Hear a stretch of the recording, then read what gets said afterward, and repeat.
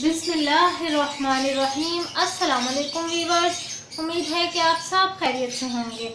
आज की इस वीडियो में मैं आपको बनाना सिखाऊंगी नमकीन गोश्त बकरा ईद के लिए कि आप बकरा ईद के गोश्त से किस तरह से आप पेशावरी नमकीन गोश्त बना सकते हैं। चलिए बनाना शुरू करते हैं। सबसे पहले आप देख सकते हैं कि मैंने मैंने प्रेशर कुकर ले लिया है। इसके अंदर इजीली जो है गोश्त गल भी जाता है और मज़ेदार सा तैयार भी हो जाता है। मैं इसके अंदर सबसे पहले कुकिंग ऑयल शामिल करूंगी, 1 प्याली। बिस्मिल्लाहिर्रहमानिर्रहीम। ये मैंने 1 प्याली कुकिंग ऑयल इसमें शामिल कर दिया। आँच को बिल्कुल मैं लो रखूंगी अभी।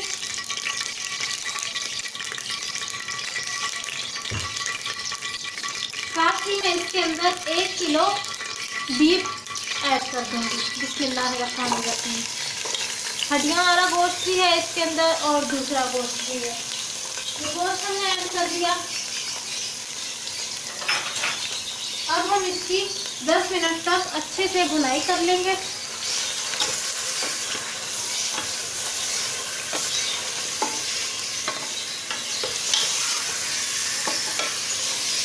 इस तरह से देखिएगा मैं आपको कितने इजी तरीके से ये बनाना सिखाऊंगी और ये बहुत मज़े की बनेगी रेसिपी। और अगर प्रेशर कुकर हो आपके पास तो फिर तो बिल्कुल भी मुश्किल नहीं है रेसिपी बनाना। हम 5 से 10 मिनट तक इसको अच्छी तरह से भून लेंगे, इतना कि गोश्त का रंग तब्दील हो जाए। ये आप देख सकते हैं जो गोश्त है उसको मैंने 5 से 10 मिनट तक अच्छे तरीके से भून लिया है।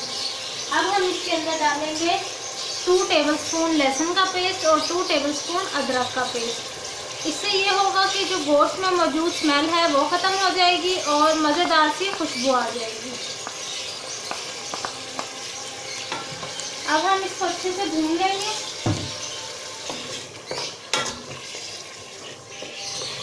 अच्छे से इसकी भुनाई कर लेंगे तकरीबन 10 मिनट।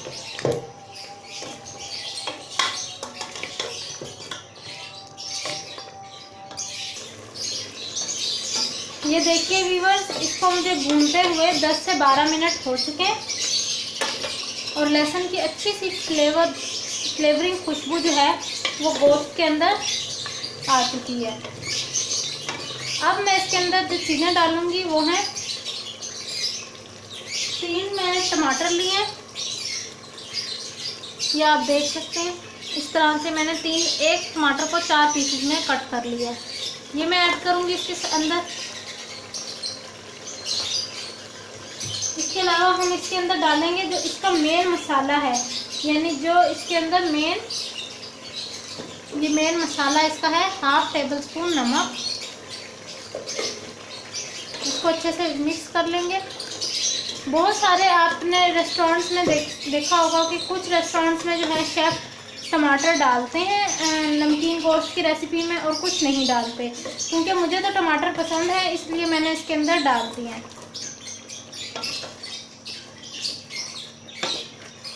ये देखिए, ये मैंने मिक्स कर दिया। इसके अलावा डालेंगे 4 से 5 काली मिर्चें साबुत।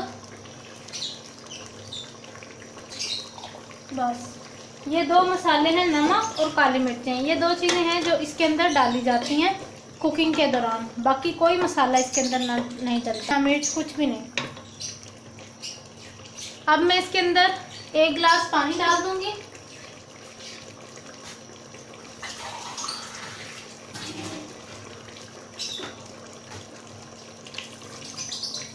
ये मैंने इसके अंदर 1 गिलास पानी डाल दिया।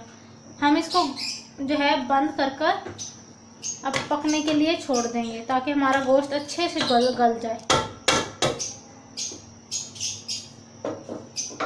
देखिए व्यूअर्स, हमारा जो गोश्त है वो अच्छे से गल चुका है, लेकिन अभी इसके अंदर क्योंकि थोड़ा सा पानी मौजूद है तो अभी हम इसको ज़रा अच्छे से पकने देंगे। जब इसका पानी खुश्क हो जाएगा फिर हम नेक्स्ट स्टेप पर काम करेंगे। और आप देख सकते हैं टमाटर भी बहुत अच्छे तरीके से गल चुके हैं।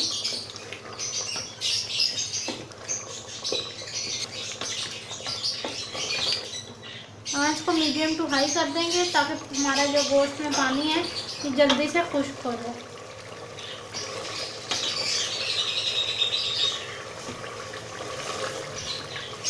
इस तरह से मैं इसका सारा पानी खुश्क कर दूँगी।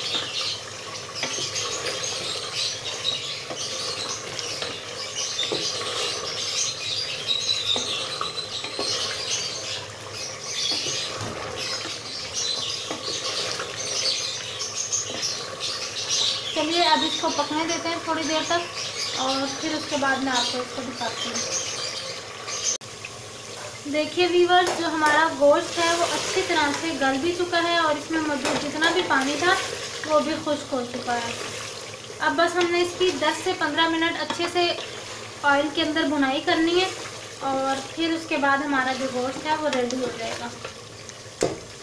देखिए, देखा आपने कितने क्विकली और कितनी आसानी से हमारा सालन भी तैयार हो गया।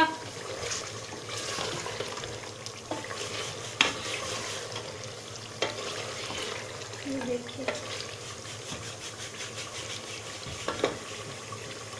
आंच को मीडियम टू हाई रखें ताकि फटाफट से इसकी बुनाई की जा सके।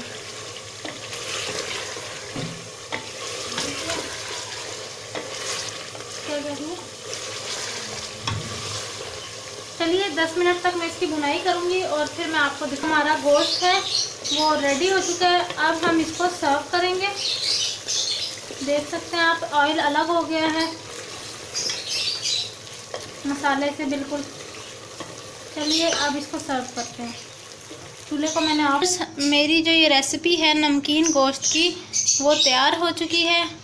अगर आपको मेरी ये रेसिपी पसंद आई है तो मेरे चैनल को सब्सक्राइब करें, मेरी वीडियो को लाइक करें और इसी के साथ मुझे इजाज़त दीजिए। इंशाल्लाह फिर मिलूँगी आपके साथ एक नई वीडियो के साथ।